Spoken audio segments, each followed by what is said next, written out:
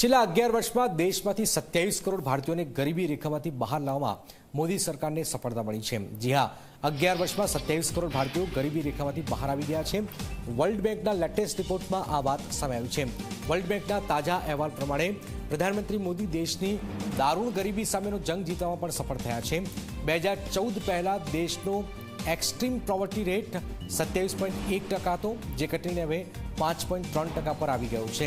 એટલે કે પ્રધાનમંત્રી નરેન્દ્ર મોદીએ દેશનું શાસન સંભાળ્યું ત્યારે ભારતમાં 34.44 કરોડ લોકો અત્યંત ગરીબી રેખા નીચે હતા।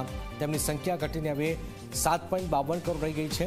એટલે કે મોદી સરકાર મોટા પાયે ગરીબોને સફાયો કરવામાં સફળ રહી છે। વર્લ્ડ બેંકના આંકડા પ્રમાણે દેશમાં રોજ 67,247 ગરીબોને ગરીબીના અભિશાપમાંથી મુક્તિ મળી છે। એટલે કે દર કલાકે 2801 લોકો અને પ્રત્યેક મિનિટે 46 લોકોને ગરીબીના કલંકમાંથી મુક્ત કરવામાં મોદી સરકારને સફળતા મળી છે।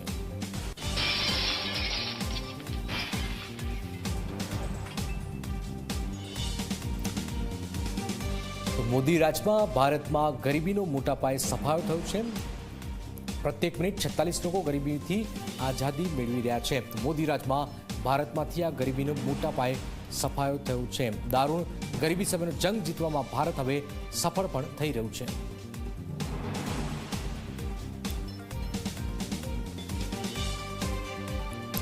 હવે અત્યંત ગરીબો હોય તેવા ફક્ત 7.52 કરોડ લોકો છે।